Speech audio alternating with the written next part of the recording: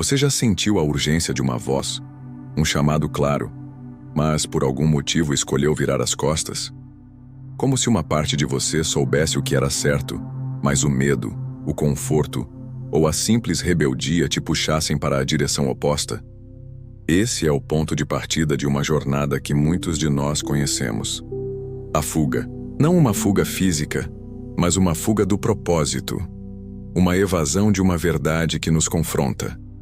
E nesse caminho, o GPS interior que deveria nos guiar para a alegria, parece, paradoxalmente, nos levar para um vazio invisível, uma escuridão que se instala na alma. Imagine a cena. Jonas, o profeta, recebe uma ordem divina.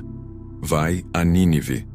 Jonas 1:2. Uma cidade imensa conhecida pela sua maldade. A resposta de Jonas? Fuga.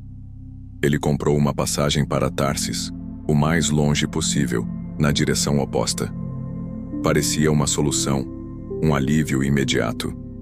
Mas a fuga do propósito nunca traz paz duradoura. Ela cria uma tempestade, primeiro do lado de fora, e depois, uma ainda maior, no interior. O dark aqui é a consequência silenciosa da desobediência, a perda de alegria que surge quando escolhemos o nosso próprio caminho em vez do divino. Quantas vezes nós também embarcamos em nosso próprio navio para Tarsis? Fugimos de responsabilidades, de conversas difíceis, de chamados espirituais, de verdades incômodas. E inicialmente parece que estamos ganhando. Mas a calmaria é ilusória. Em breve, a tempestade se levanta. Em Salmos 107, 23 e 25, lemos sobre aqueles que fazem negócios em grandes águas.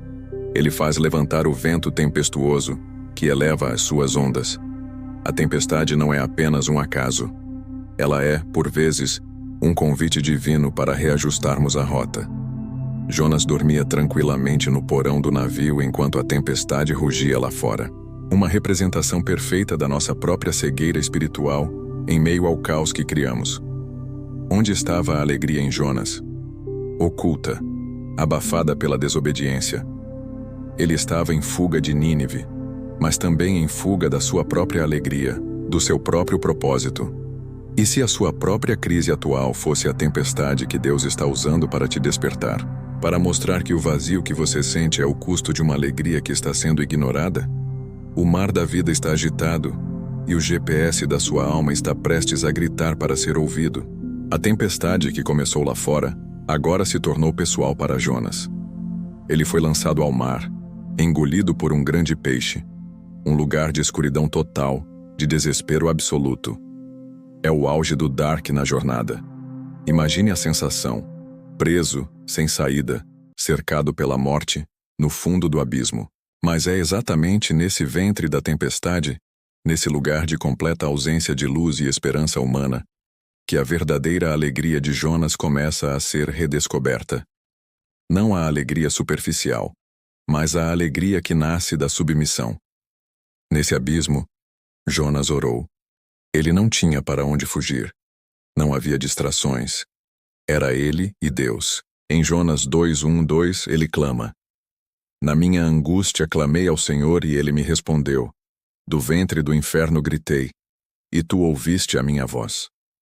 O vazio invisível do qual ele fugia agora se tornou o espaço sagrado para o reencontro. O silêncio do GPS desligado foi quebrado pelo clamor de um coração arrependido. A lição aqui é poderosa. Às vezes é preciso o isolamento e o desespero para nos forçar a olhar para cima, para o único que pode nos resgatar. Quantas vezes você se sentiu engolido pelos seus desafios, pelas suas crises, pelo seu próprio peixe grande?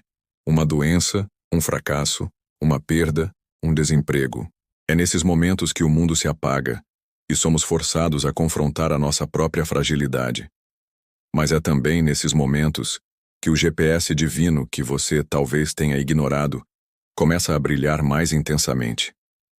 A luz da alegria não vem de uma porta se abrindo para fora do peixe, mas de uma compreensão interna de que Deus está presente mesmo no lugar mais escuro. A alegria de Jonas não veio da liberdade, mas da certeza da presença de Deus no meio da sua prisão.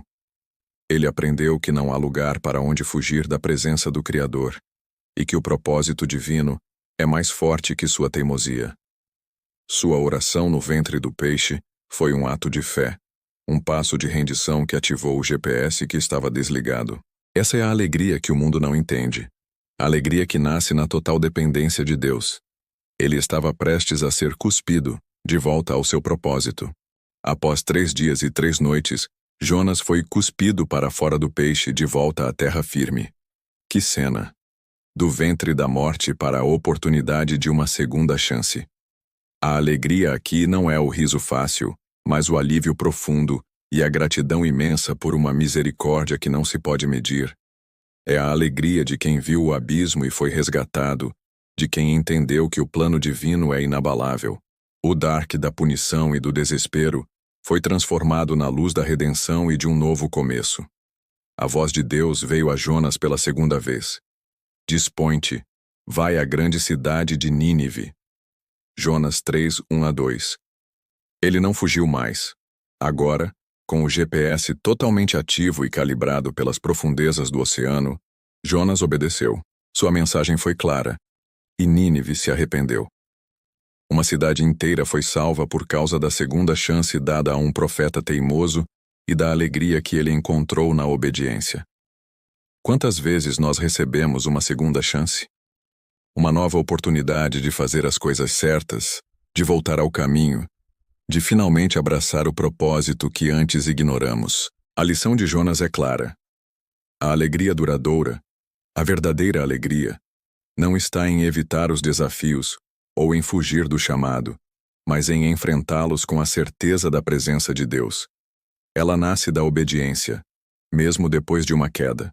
Em Salmos 35, a palavra diz: o choro pode durar uma noite, mas a alegria vem pela manhã. A manhã de Jonas chegou depois de uma noite escura no ventre do peixe.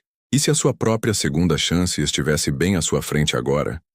E se o seu peixe grande fosse, na verdade, o seu próprio GPS divino ativado? A história de Jonas nos ensina que a alegria que floresce em meio aos desafios é a mais autêntica. Ela não depende das circunstâncias, mas da nossa conexão com o Criador. Você está pronto para abraçar essa alegria que nasce da rendição e do novo começo? A história de Jonas nos ensina que a alegria de Deus não é a ausência de problemas, mas a presença dele nos problemas. O profeta cumpriu sua missão, mas ainda teve que lidar com suas próprias frustrações e a ira de Deus por ter misericórdia de Nínive. Jonas 4. A alegria aqui não é a euforia superficial, mas uma paz profunda que reside na alma, mesmo quando as circunstâncias não são como esperamos. É a alegria de quem tem o GPS divino sempre ativo, navegando com Deus através de cada desafio. A verdadeira alegria, aquela que dura, é a que floresce no ventre da tempestade. Ela é a certeza de que, não importa quão dark o cenário pareça, Deus está no controle. Ela é a força para perdoar, para seguir em frente, para crer mesmo quando a lógica falha. Essa alegria é um testemunho, um farol para outros que estão em suas próprias tempestades. Ela é a promessa de que, com o GPS divino ativo, você sempre encontrará seu caminho de volta ao propósito, mesmo depois de se perder. Em Filipenses 4:4, Paulo nos exorta: alegrem-se sempre no Senhor. Novamente direi: alegrem-se. Paulo não estava escrevendo isso de um lugar de conforto, mas da prisão. Ele conhecia a alegria que nasce em meio aos maiores desafios, a alegria que o mundo não pode dar, nem tirar. É a alegria de ter o GPS de Deus ativado, revelando um plano oculto, mesmo no caos. Se você busca essa alegria que transcende os desafios, que te liberta do vazio e da fuga, saiba que ela está à sua espera. Basta ouvir o sussurro que insiste, entregar o seu próprio navio para Tarsis e permitir que o Criador ative o seu GPS no meio da sua tempestade. Vamos orar com fé.